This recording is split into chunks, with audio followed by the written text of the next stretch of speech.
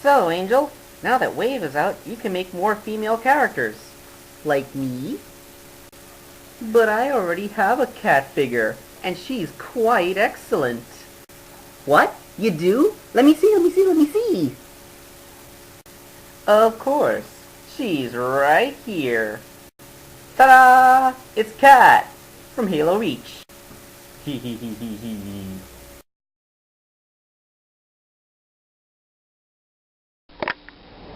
Greetings YouTube, this is Toy Customizer Wakeangel2k1.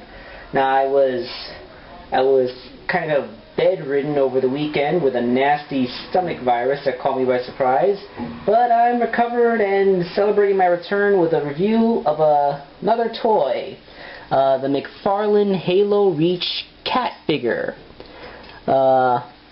Now, I know very little about Halo since I don't own an Xbox and I don't really play first-person shooters that aren't Metroid Prime. And I know absolutely nothing about Halo Reach specifically. The reason I got this toy is because I'm a lover of female action figures, especially in male-dominated toy lines like what Halo is, and her name is Cat. And I have a very close friend named Cat. So when I saw that there was an action figure named Cat, I thought, it's a cat action figure. I want. So yes, the reason she's part of my collection is because she's a personal in-joke to me, which I find very amusing. And there you go. Now, as for the toy itself, I bought her mostly because it's amusing to me, but how does she stand up? Well, she stands very well. She's actually a really awesome action figure. Now, there is another female Halo figure, which is all done in pink, but it is such an obnoxiously bright and impractical looking pink that it just seems almost like a parody. Like, look at me, I am a girl!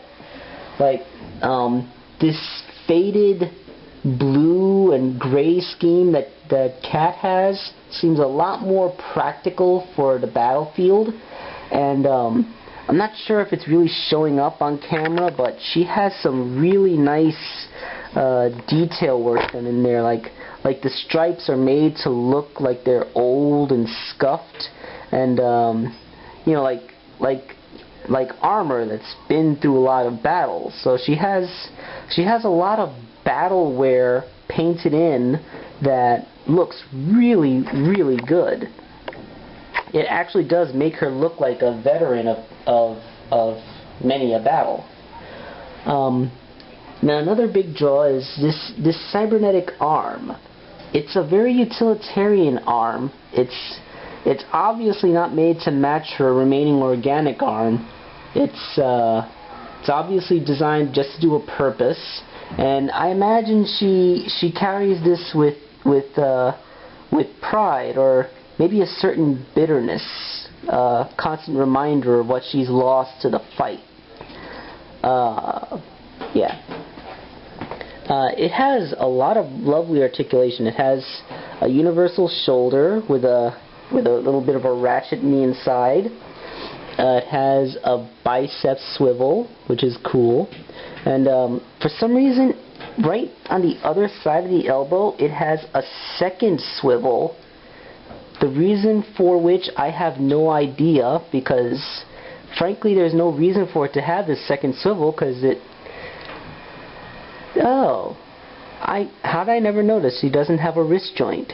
I see. So this second swivel is to compensate for a wrist. Okay, that works. Except I'm almost dragging her out of frame. So yeah, she has a very nicely articulated arm. Also, this panel moves. Don't know why. Let's see. Her other arm is matched for articulation. It also has a bicep swivel. It has a beautiful wrist. It has a hinge and a swivel. So this is a lovely, lovely wrist. I love this wrist. Yeah, I mean, the figure advertises 28 points of articulation, And a big articulation count number like that is a natural draw for any adult collectors, because we all love our articulations, and Cat does not disappoint. Let's see. Let me get her arm back the way I like it. Let's see. She has a ball-jointed neck, which is very expressive, despite the fact that she has a helmet which obscures her face completely. Although I'm not sure if these Spartan guys ever actually take off their helmets in any of the Halo games. If anybody actually does recall a scene from Halo Reach where Cat removes her helmet, then let me know, and perhaps you can write a message to 2 years ago when McFarlane Toys is making this and tell them to include a non-helmeted head for her. Now, she doesn't have a waist joint, but her chest joint does pretty much the job of it. It has a pretty much all-around range of motion. I can make her torso go completely backwards if I wanted. So yeah, it pretty much fills the purpose of a waist joint. Plus she has a good ab crunch and an arching back. So that's all well and good. Her hips are pretty good. I can get a pretty nice wide-legged stance from them.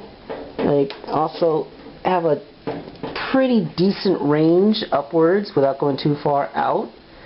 Her legs kind of look weird with the way her calf has this backwards arch going on. Now, I have seen some people with legs like that, but it looks a little bit too exaggerated here.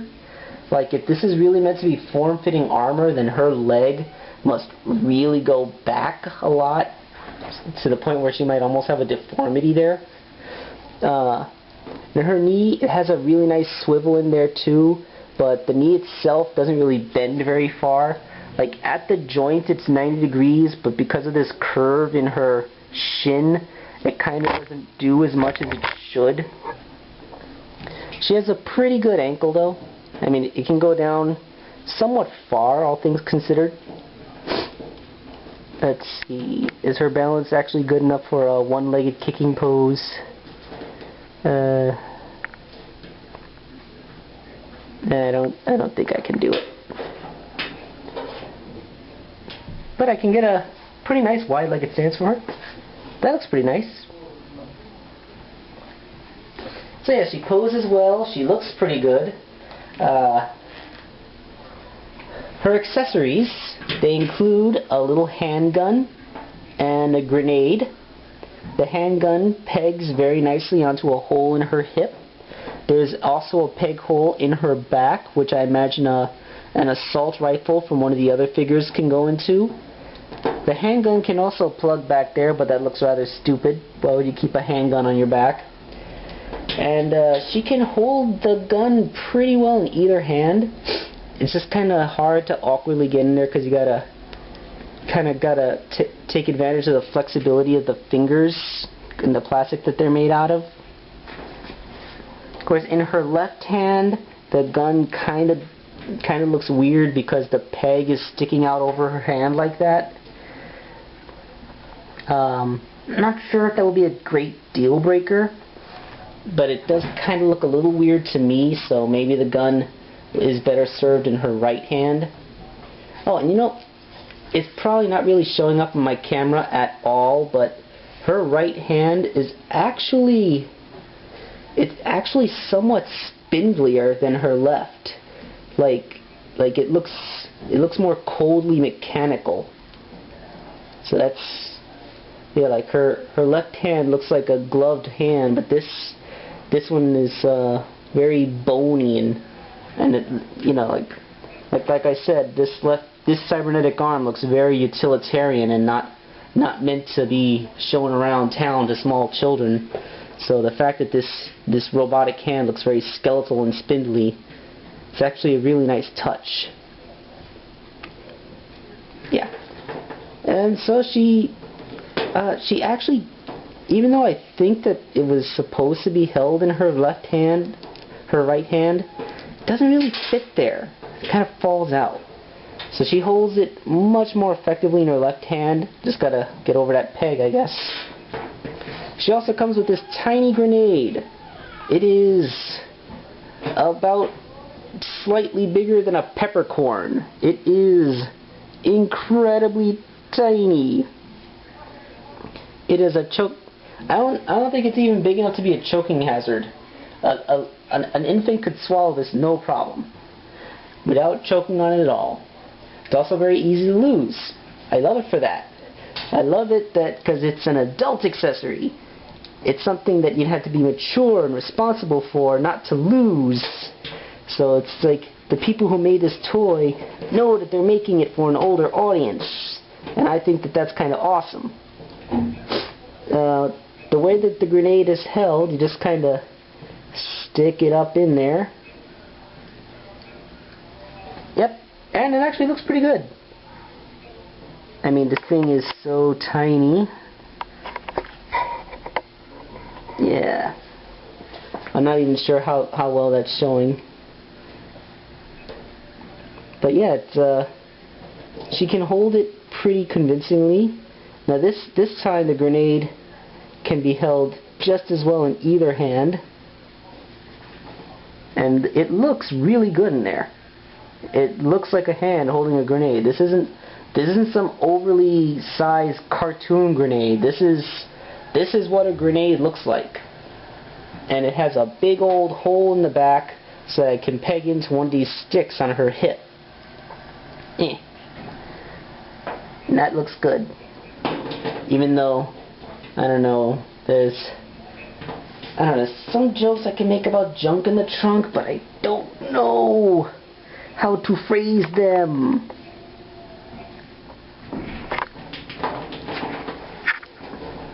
Alright, so that is a McFarlane cat figure.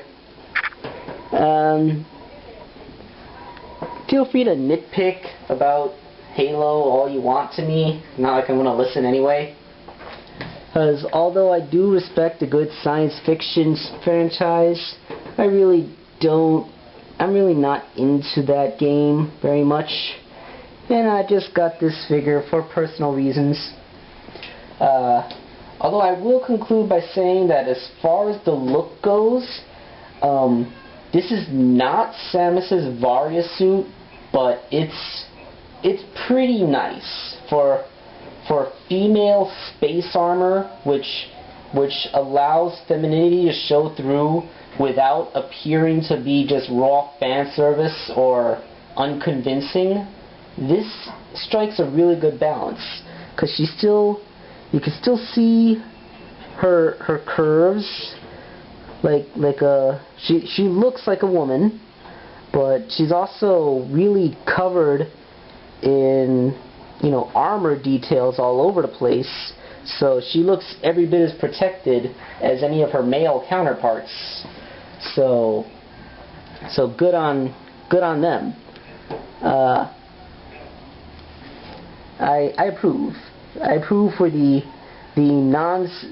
non-sexualized but still convincingly female Space Marine armor that is this female Spartan suit.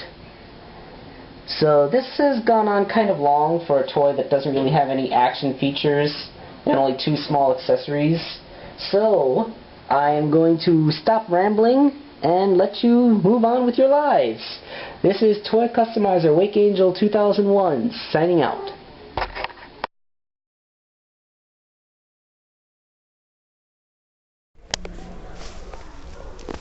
Hey, look! Here I am in Toys R Us, and one of the first things I find is the cat figure. See? Still cat, except she doesn't have her helmet on. The thing is that she doesn't come with the helmet at all. I don't know, this is Series 5, and the price for these things has gone up. I mean, the one that I did my review of, I got it in Rite Aid for $13, but $18.49 seems like quite a lot for this figure. Especially since it's mostly the same exact figure, except maybe with a shinier paint job on that arm. She comes with the same accessories, and aside from the fact that you have a Very nicely sculpted face, which I'm just going to trust looks like the character from the game, because that's her picture right there. It's really not much more to justify her. I would have actually preferred if the original toy just came with a swapping head, that you could take the helmet off and put the regular one on, not to have to buy two whole separate figures. And, you know, to be fair, they're doing this for other figures too. And there's also variants like the cloaked one. I mean, Halo is a very robust toy line and all, but, I don't know, to spend almost $20 on a 5-inch figure, and the only difference from a figure that you'd already have from Wave 2 is that she's not wearing her helmet, and she doesn't come with a helmet, so you wouldn't be able to put it on her if you wanted to. Seems like kind of a waste.